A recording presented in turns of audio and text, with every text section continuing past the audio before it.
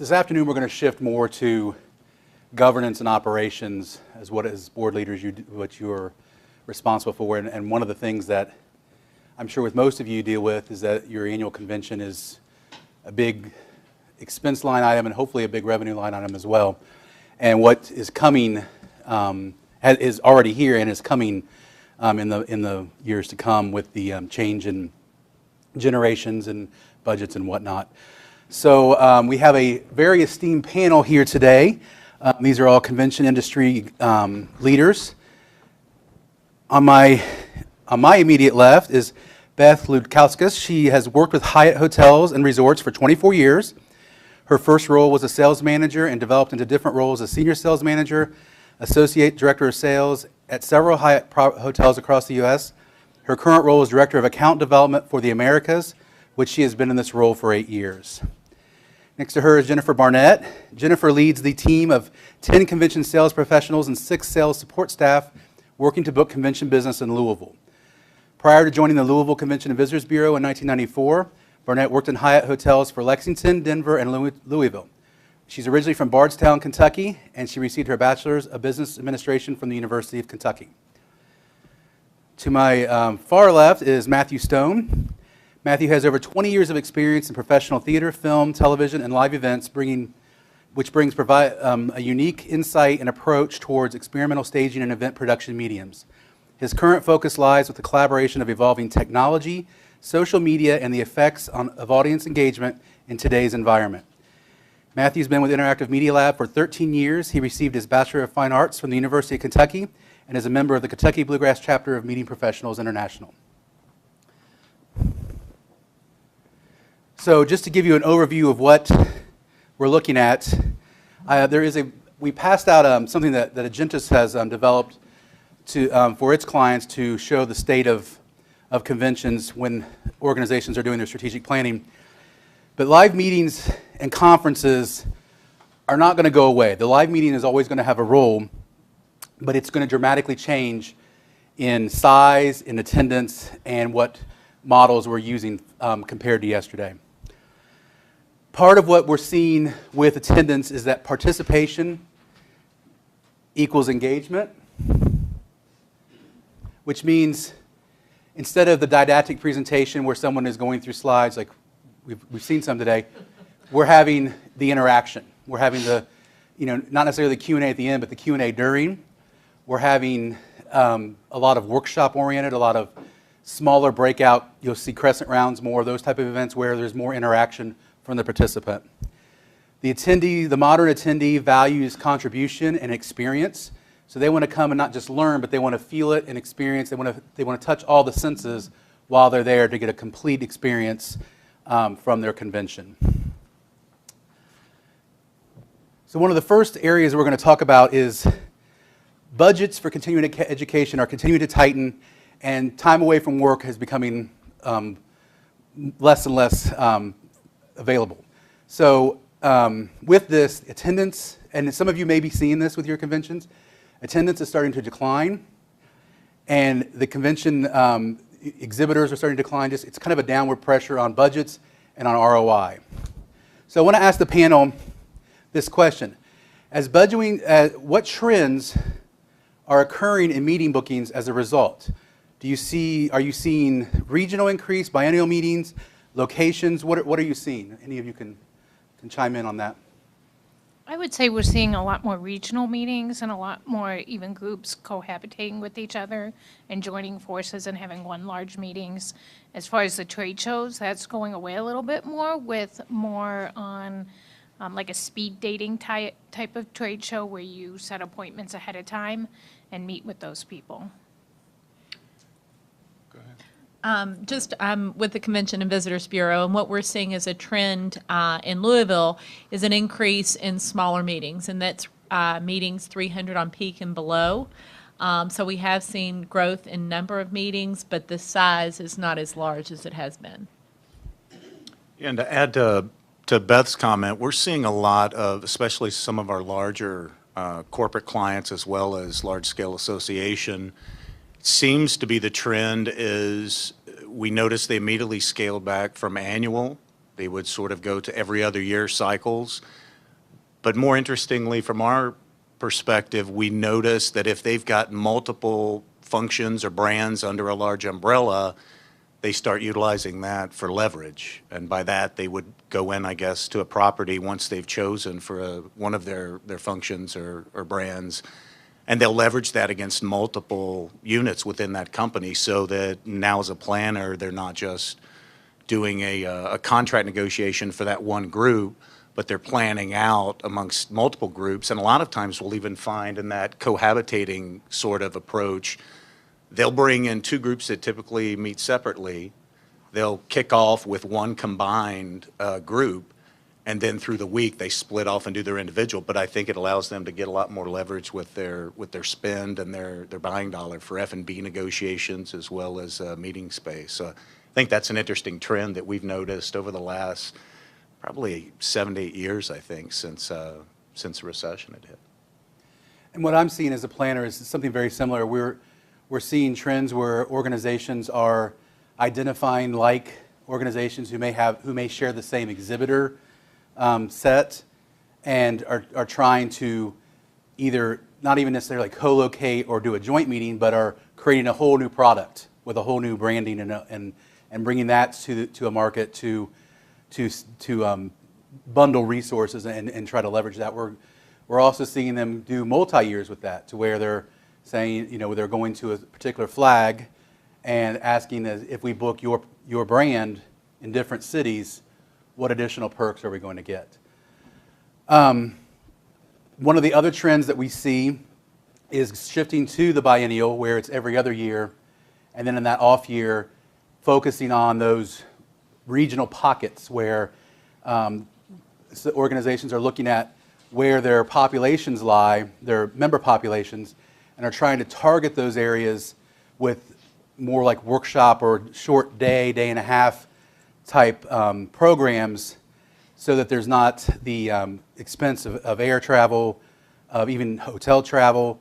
It brings it right to the person where they can only be out of the office a day and a half. I mean, let's face it, everybody that flies knows it's not easy to get anywhere anymore. I mean, even if you're in a hub city, it's, the meetings are, the availability is sparse. I'd like to ask Jennifer, from the Bureau standpoint, what is the Bureau doing to attract, especially with Louisville being a large regional draw, how are you fixing your marketing and targeting those groups to bring their regional meetings to Louisville? What we did a couple of years ago is we added a third small meetings person. As I told you, when the Great Recession happened, we saw as much as 30% drop off in our large trade show market. So we still have goals and things that we need to achieve as a city. So we saw an opportunity in the small meetings. From some cities, you may not receive the service for the small meetings. They kind of take those for granted, and they want to go after the bigger stuff, the bigger numbers. But we saw an opportunity to grow, so we added a third manager. So we have 3 managers that handle 300 room nights and below, and they give a lot more personal service, site visits. Sometimes cities you'll see, they just let those opportunities go individually to the hotels, but we have a great package here, and several hotels that can accommodate groups, and from our hotel perspective, I think they really appreciate that we took the initiative to grow that market. So we've seen growth, and the results have been good for us. So it kind of gives us a balance, to offset during tougher economic times, and it's something that we'll continue to do even as the business is coming back. We're seeing trends that the room nights are coming back, but we still are going to continue to grow and increase that segment, even though our larger shows are starting to come back as well. And Beth, from a national sales standpoint, what are you seeing with your planners? What are they bringing to you as far as joint meetings and multi-years and those type of operations? Yeah, the multi-year program has really worked well for us.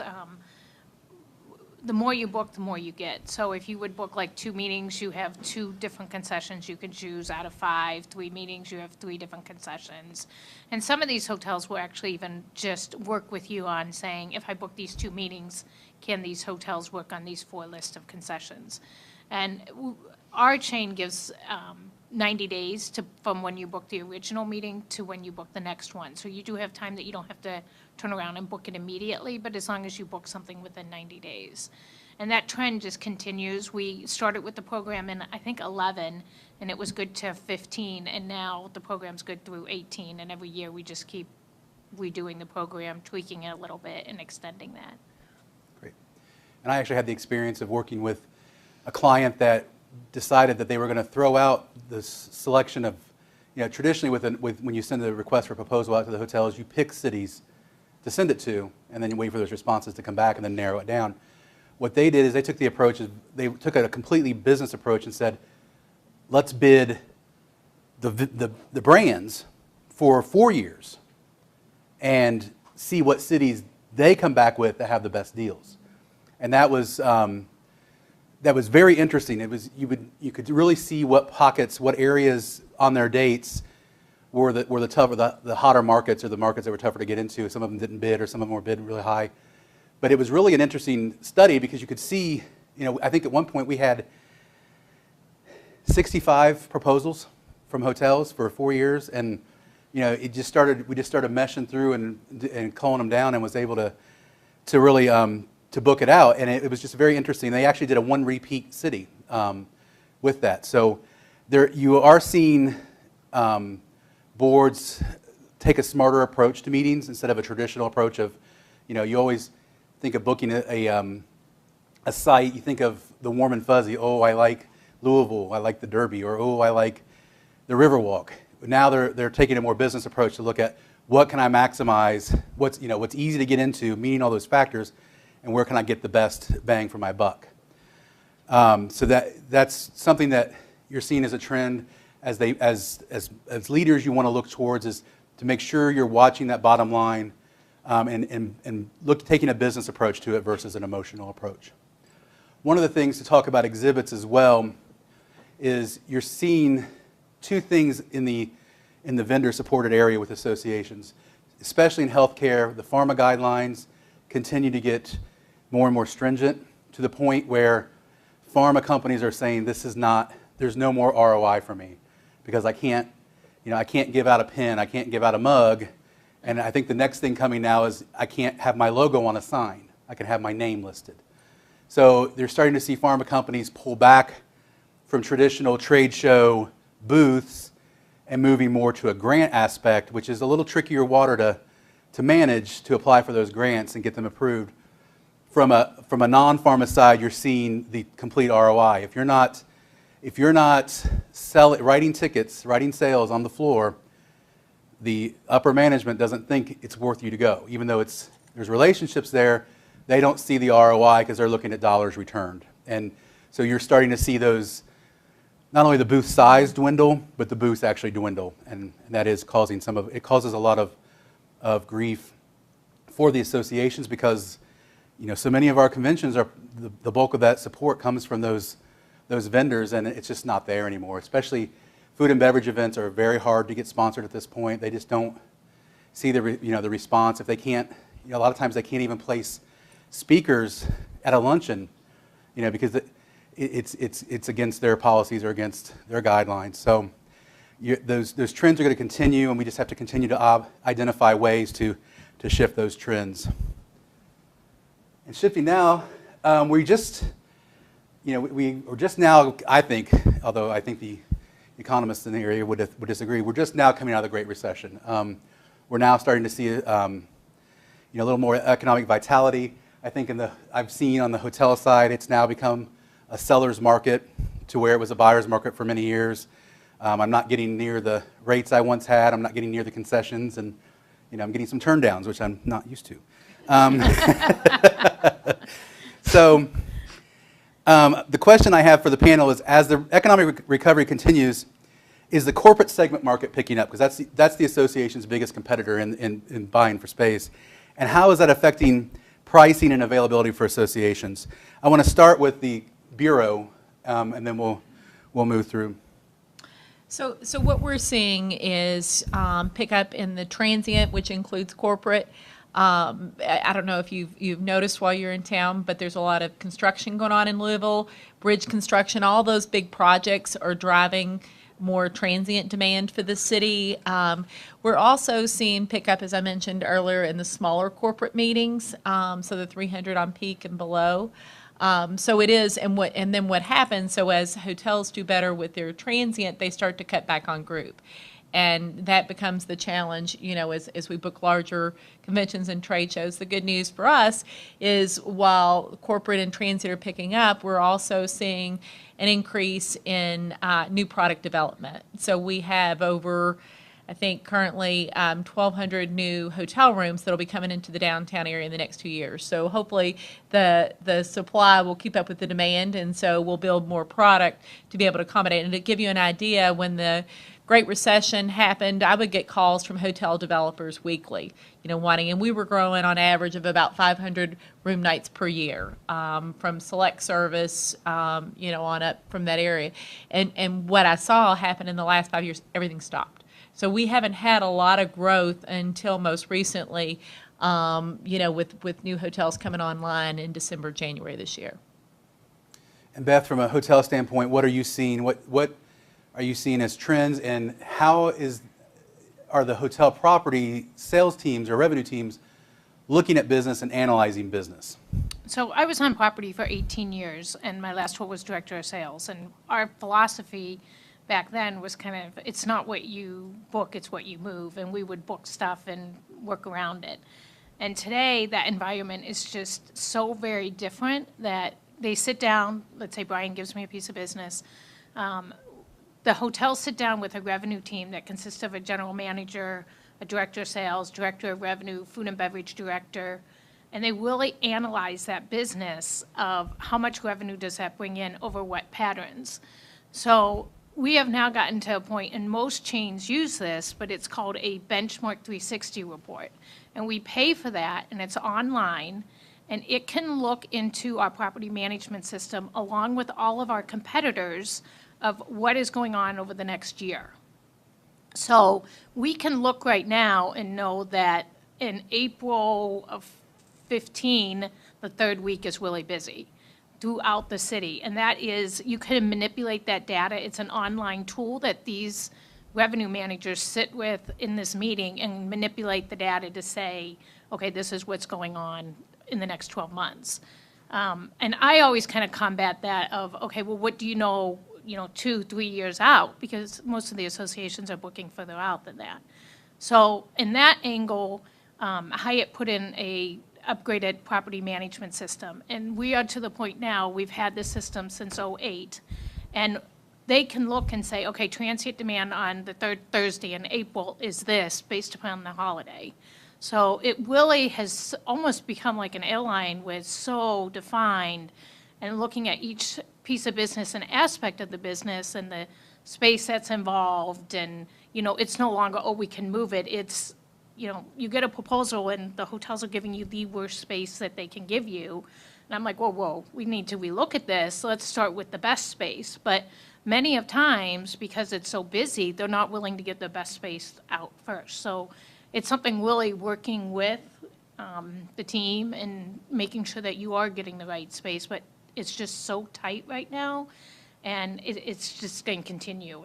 And the drive is definitely rate with that, along with space. But the reporting and everything that's out there is just so much more advanced in the last 2 years that taking a piece of business now is usually, a 10-minute conversation with the GM knowing about it, along with the food and beverage director. And those things never would have happened 5 years ago even. What are you seeing with the corporate pickup, but also in the transient markets? Yeah, so we just are going through our RFP season right now on the transient side. And as far as rates, they are projected to be 7 to 9% over last year is what we're projecting, which is a big increase in 1 year. And the numbers are coming back where, they would be saying there's 1,000 rooms, now there's 1,500 rooms. So definitely an increase in overall occupancy. Are you seeing with these properties lowering their sales ceilings, their sales block ceilings to allow for more transient business? More based upon the data, and the history that we have is so much better than what it used to be. And so we're really taking a look at that a lot closer. For example, the last week in March, and some hotels just don't do well, and they'll take a group, based upon that. 5 years ago, they never even had that data, but historically, it's just a slow week, and they're able to book it, so.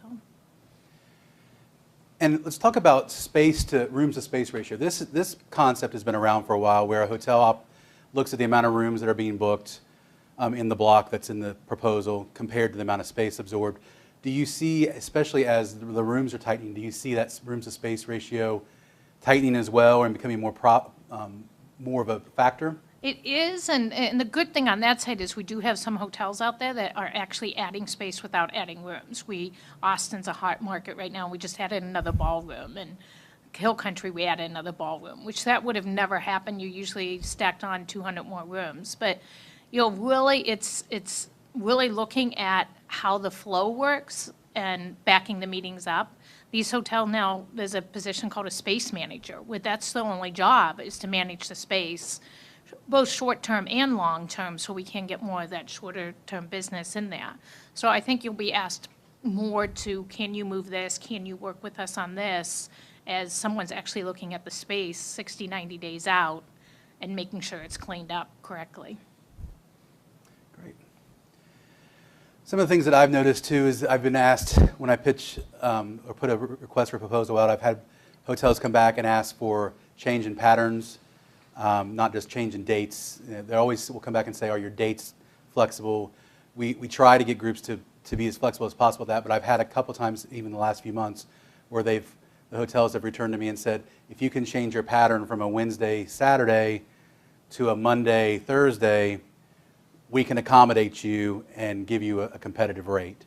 So I think my advice to association leaders is, as we move through these times, is to be flexible and to kind of step away from, well, we always have this pattern in these days, if you can. Now, some of our professions don't allow that, where we have to do certain things, but to take a broader look at what comes back to a hotel. I will, if a client really wants to go to a particular city or a particular property, I will go back if we're turned down or we have a high rate and say, what alternatives do we have to make this, a little more desirable for you? And so I do ask, or I do suggest that you consider that as well when you're doing that.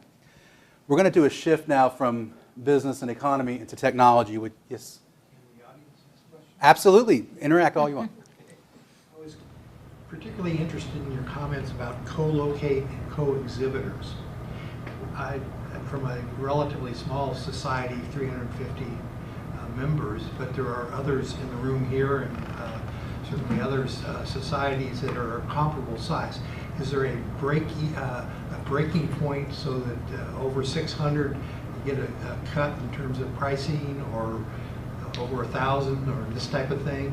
And then in terms of dates, we've always traditionally had it in early May, but we're not locked into that. We kind of look at what our membership goes to, other meetings, and that's what drives us, rather than, I didn't know end of March was a prime time from the property standpoint.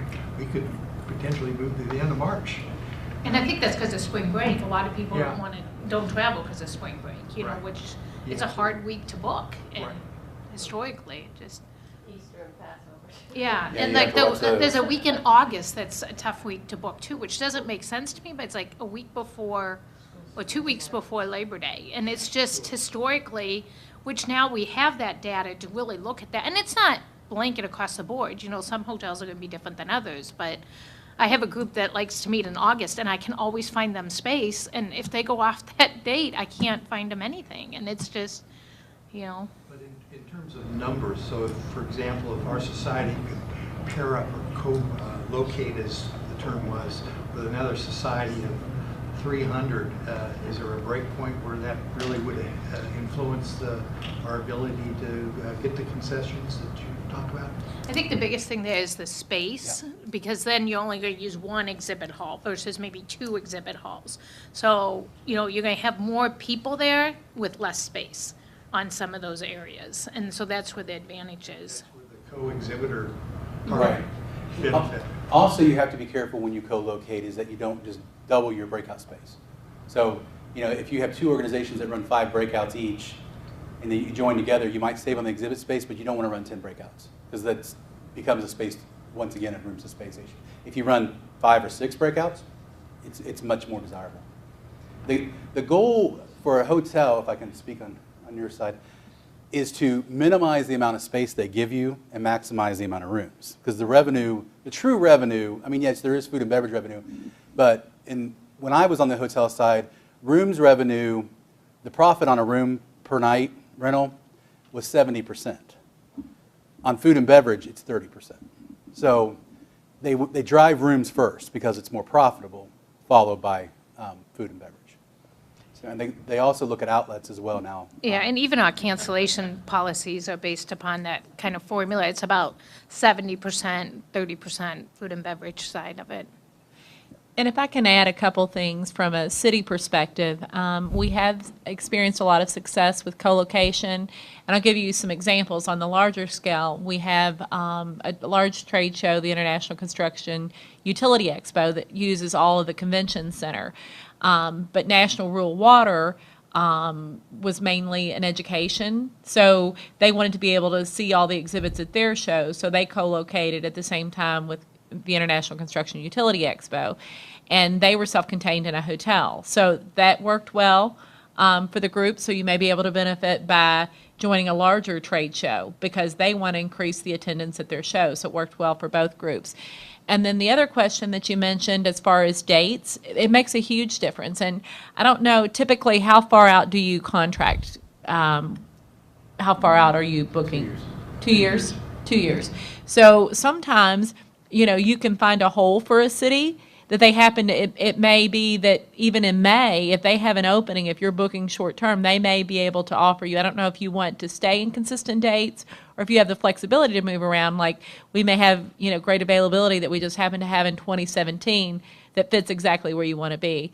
But there are certain dates, and I'm sure, you know, in other cities, unless you're a warm destination, you know, January, December, February, there's a lot of opportunities. So your flexibility, I would definitely mention that when you send your RFP out, that you are flexible with the dates, because it may be just that they happen to have the other day that the week that's really important for us is a Sunday night.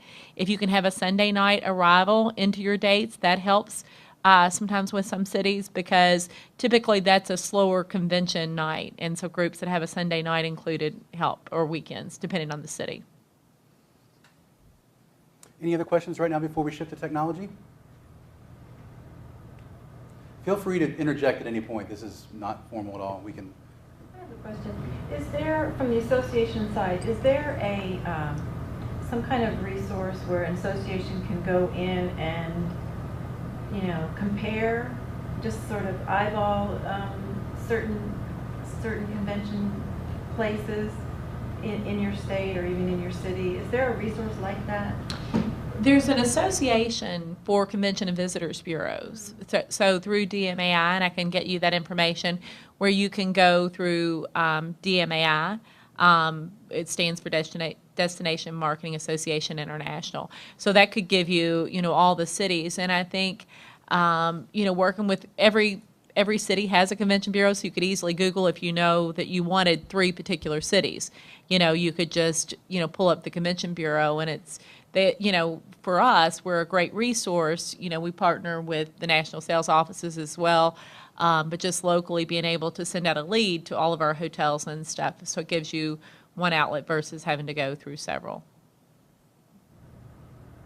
Does that help? Does that answer your question? I'm thinking Okay. of even more specifically associations. I mean, sometimes trade events are just so huge, but Right. associations are not always that big. So. Right. And as I mentioned, you know, for us, it doesn't matter the size of the meeting. We're happy to work with you and give you the source. Or if you wanted to work through DMAI, they have the ability to send out a lead. Say if you wanted to go to any, you know, send this to 20 cities, they can, you give them the information, they send it out to all 20 cities, and then it saves you that step of having to contact, you know, all the different cities, and you can see whoever responds. And they would share that information if you bid it through DMAI, and let's say Los Angeles is one of the cities, and it came back with no space. They would share that there was a certain amount of like a citywide or some Oh, sort of sure, pressure in that sure. area, I so. mean, the CVBs should all respond to it, yeah. I think what you're asking is there a place to go? I know, because I would love that too. And I guess maybe I'm not following what is, Like, it would be nice as a planner to go to a website and say, I want to see all the cities, and I want to see what's going on in these you want to sets of see their dates. availability, And yeah. see what's, so that I don't have to waste my time if I got a citywide in, if I got a citywide in Louisville where you're compressed and you're driving the, the Yeah, business out to the suburbs, I'm just not going to mess with it. And I don't know that the bureaus would necessarily want that, but yeah, it would be nice to, it would be a nice to have, it really would be. yeah. Calendar. I gotcha. Like for us, like Jack, for example, VASA could never come to Louisville the first Saturday in May. Okay? Right. Never gonna happen. Right. We have this Oh, little it's thing here Kentucky called the Derby. Kentucky Derby. Exactly. He And likes to other do that. cities have other Yeah. things like that, but if you don't know that. You don't go to New Orleans over Mardi Gras. Exactly, exactly. Yeah. What you're describing is a Zillow of conventions. Yeah, Aggregate that data. It's Yeah, great I know. software. Maybe we should There you talk. go. 2 years, just 2 years. Be a great software product. It would be, and that's another thing that technology is really driving, even the revenue side of this. We're going to talk about what it's doing in the meeting side, but it is driving, the hotels and bureaus are now have a lot more tools that they can analyze the business, and so yeah, it's definitely, technology is a major factor. So shifting to that, part of what we're seeing is obviously technology is a major driver. As little as 2 years ago, you had a few people bringing their iPads to meetings, and most everybody still had pens and pads. We're starting to see a shift in that. So my question to Matthew is, are the traditional printed materials being replaced by downloadable apps? Yeah, they absolutely are. In fact, it's interesting. We've got another division of our company that deals specifically with app development. And so between that and another division that we have with hosting and website development, the perspective and the insight that you get on this, dealing with those multiple functions within one group, we always find ourselves being aware of something and then having to wait 3 to 5 years for implementation on a large scale. So as far back as 10 years ago, when we were starting to see the emergence of alternate content, specifically digital content, it's taken, it feels like forever. And what you've seen in the last 3 years is how broadly now it's become accepted. For us, it started as simply as people deciding they could save substantial amounts of money. Instead of printed programs, we started finding ourselves adding that content to walk-in and walk-out screen slides. So at its most basic point, you're replacing hard print pieces as well as man hours of putting one in every chair. That's when we realized, okay, this has now started to become more widely adopted. Fast forward, within that 3 years, we were full steam on app development. So now we've got clients. In 2011, one of our early adopted corporate clients that was an early adopter of the technology decided to invest of a group of 750 people, and in their welcome basket was a new iPad. So on the surface, it looks like, great, I just got this wonderful toy. I can't wait to download things for my kid to play. That was before Minecraft, by the way, but now that's what would happen. What they did, though, was they turned it into an engagement tool, and that's a thread that we see throughout a lot of the aspects of where technology meets events, is the engagement level. They had nothing else in that welcome bag in terms of print material. Their agenda, this was a custom developed app, the agenda.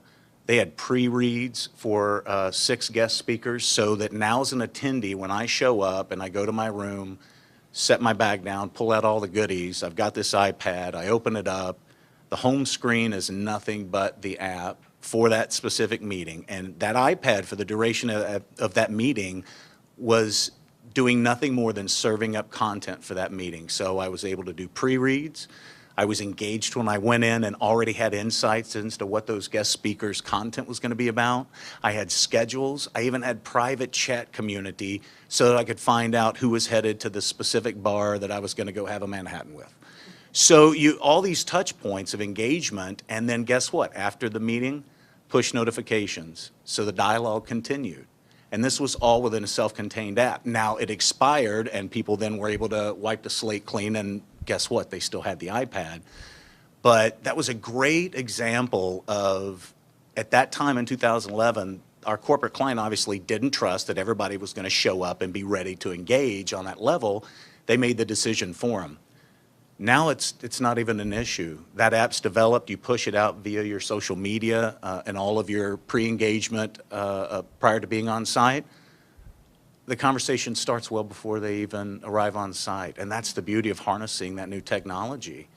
So with anything else, you know, if you imagine back to 2011 and what a leap of faith that was, set that forward, you know, 4 years from now, what are we going to be doing? It's not going away, it's evolving, and it's an incredible time to be in the industry because of that, because we're all being a part of that evolution, and we're not even what they call natives. I mean, the natives are the ones who are still in high school and college and just graduating.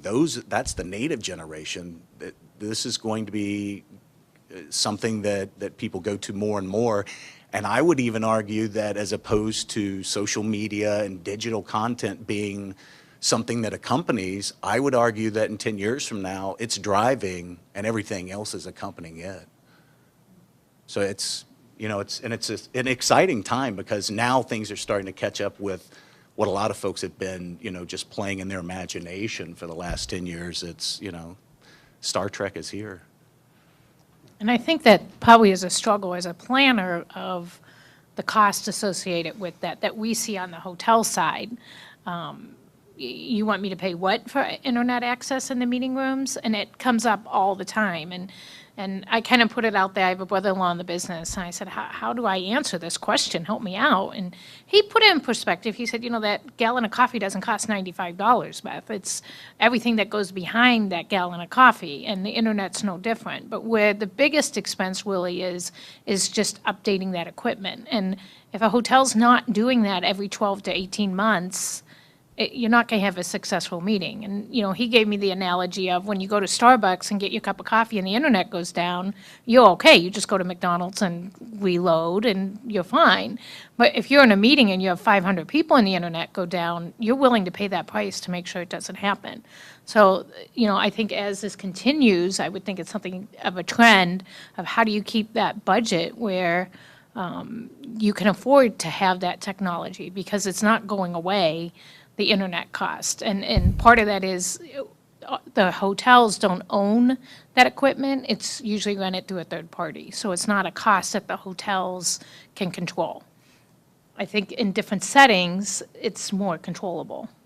And I think what we're seeing from a healthcare standpoint is many of you who work in teaching, like on university campuses or in big medical centers, the fiber optics are there, the bandwidth is there, so you can get internet with no problems and no questions asked, and you can hook all three of your devices on it, and it doesn't affect you.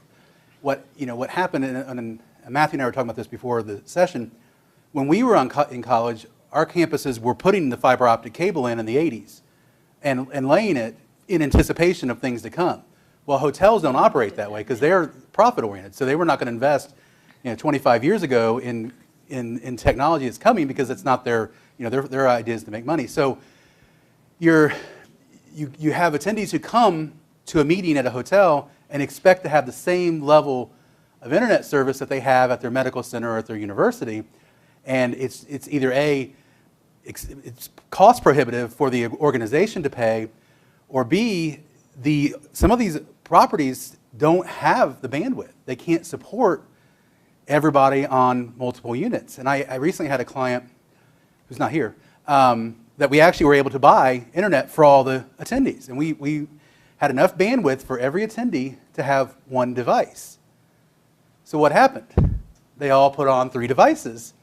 And so 60 people couldn't get on at all because we had internet hogs who were putting all their devices on there. So you deal with that as well. You can never provide. It's like a waterfall. You can never provide enough, and by the time you get up to where you budget for it and can provide it, there's 5 more devices that come out that they want to hook to, and you're just back again. And it's something that I want to talk to Jennifer about too and see what she thinks from a Louisville standpoint or from a city standpoint, is we're seeing even in the cities, they don't have the bandwidth to bring it in to the facilities to provide it. So there's a problem of bandwidth beyond the facilities. It's in the city infrastructures.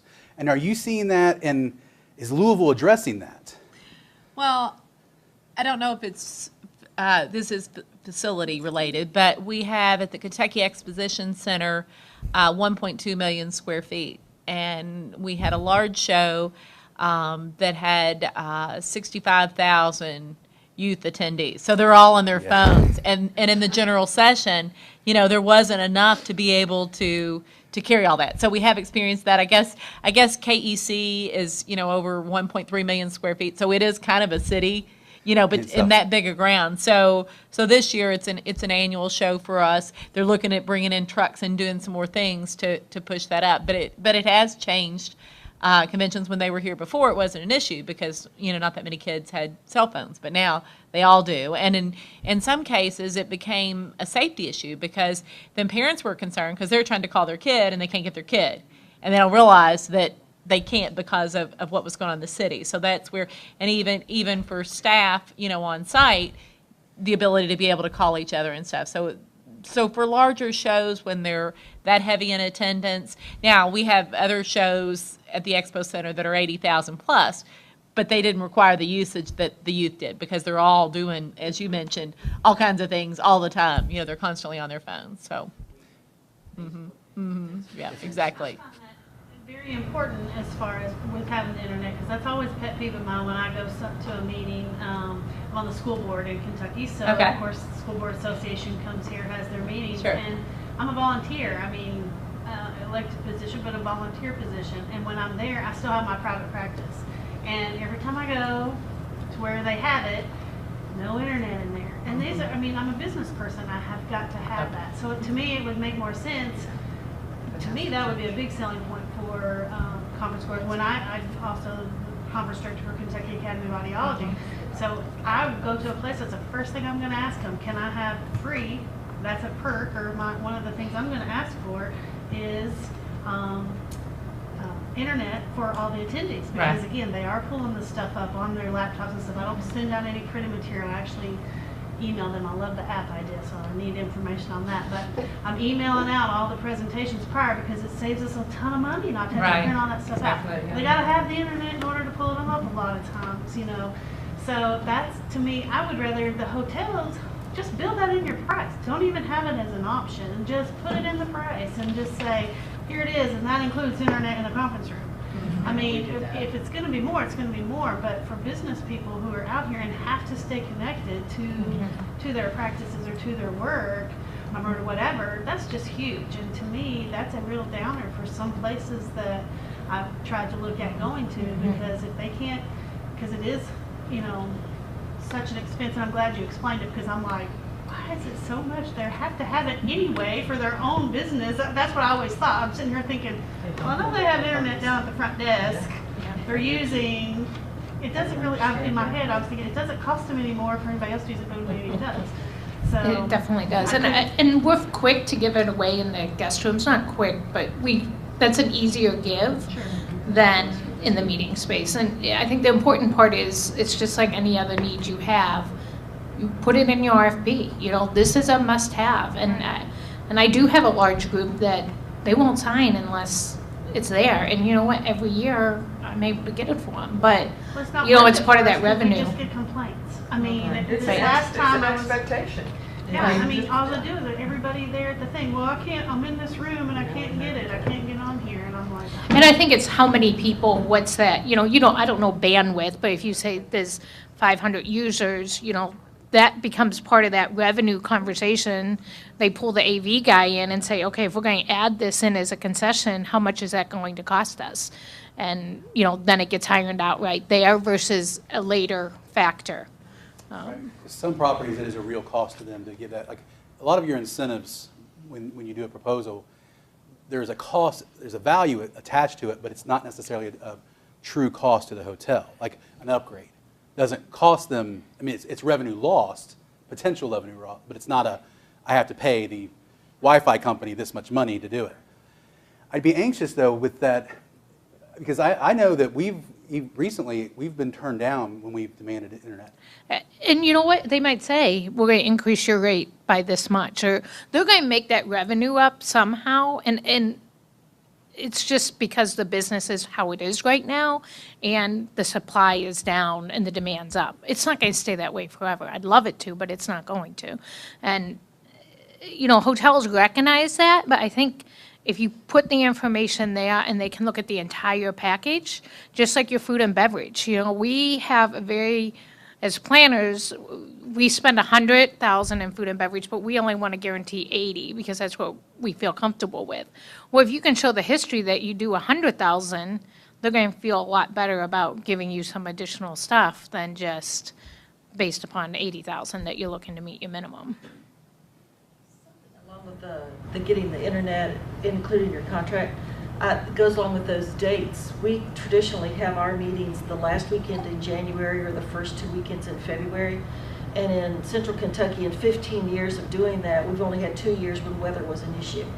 So because the hotels have trouble booking those typically, because a lot of people don't like to go anywhere in the middle of January because they're worried about the weather, they will throw in a lot of stuff like that to get our business. So that's date related too, to go with that.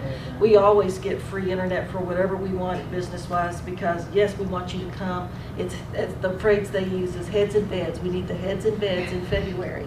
And Right. so that helps a lot to be flexible with your dates and go when nobody else wants to go. And I think it's that partnership, and once you build that partnership and trust, I think, you know, it becomes a give and take as you're looking at that piece of business. And if all that's outlined in the beginning, you know, there's times that the hotels will send back to me and I'll send to Brian saying, these 4 hotels turned it down. I can look on my computer in my living room and see, how are you turning this down? You're wide open. But it's based upon the needs of that client that they won't take it because it is so space intensive. So then we have those conversations and he'll go back and say, can you do this? Can you make this happen? But it's that give and take. And once that partnership is formed, that's where the multi-year becomes so important, because then it's through the chain and a lot easier on the planner.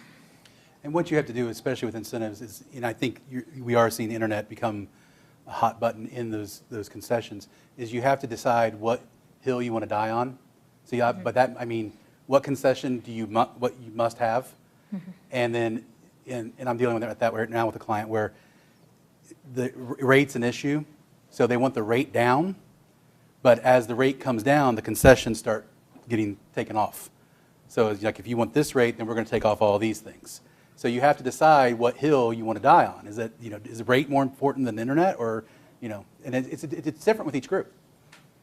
It's important too to recognize that we're an all-volunteer board, and it's critical for us to decide what is important so that we can tell Brian, because it's not what we do for a living, but you've got people around the table that have different ideas about, you know, what where they're going to put the line in the sand. And I think you can get into trouble I have with other organizations where we're not clear up front. I'm sure you all would appreciate that too when you're trying to negotiate, because otherwise it becomes a moving target, and it's been, my experience has been, it's been very difficult. So we try to be, I can't emphasize enough how specific you want to be, and what, like you said, what thing you're going to die on the hill for and what you're not.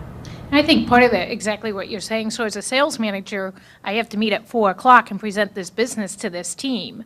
Now, the bits and pieces are coming in, and the team's like, oh my gosh, this is the 3rd day we've talked about this group. Why didn't you know it the first day? You know, so that partnership isn't quite there as it would be as, okay, this is everything they need, and you work through that at one time, versus just exactly what you're saying, getting little beats. And I think it's much more effective. Yeah. Matthew, this is a question that you raised earlier. Cost of printing and collating and shipping materials to for a societal meeting is quite expensive. What is the break-even volume of participants to use your quote engagement tool, which would include the iPad and app development and loading all that content onto it? Yeah, just so I don't paint you a dreamy picture that's not reality, for that specific client, their concern wasn't on so much saving money as it was, we're not going to wait for this adoption to take over on its own timeline. We're going to send it down a fast track, and this is how we're going to do it. So there was quite an upfront investment on that. That having been said, the good news for folks like you is, I'll give you an example. I would guess maybe even as recently as 5 years ago, a lot of the development work that we do internally was custom built. I mean, from scratch, sitting down with a client, going through a discovery phase, building everything from nothing into the final product. It could be quite expensive. The good news is there are so many off-the-shelf tools now. And the space that we now live in, because we have to adapt along with that, we still do lots of custom, all-inclusive for larger clients with bigger budgets. But the interesting space we live in now, in that context, is a client's looking for that off-the-shelf that's got very clear payment structure based on how many users. Is it a year lease? Is it monthly? Is it event only, so you can turn it on and off? They then come to us and say, look, these are the things we're looking at. How can we plug in some missing options on there for capability that we need to beef up? So while I don't know, for the example I gave for the client who did the full-on integration, the ROI, if you ask them today, they'd probably stand by it because it was more than just replacing the print materials for that meeting. It was more about a complete sea change for their organization and the adoption of that technology.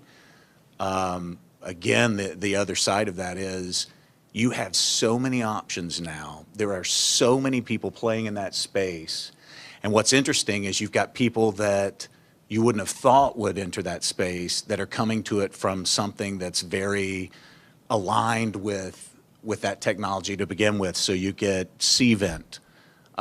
You get lots of entities that have found their niche is online registration. The next evolution of that is, oh, I got more for you. I got more for you. It's not just getting you registered online and doing your calendar entries and this sort of thing to integrate within your Outlook or your internal system. Now it's, hey, it takes very little leaps sideways for us to create an event app.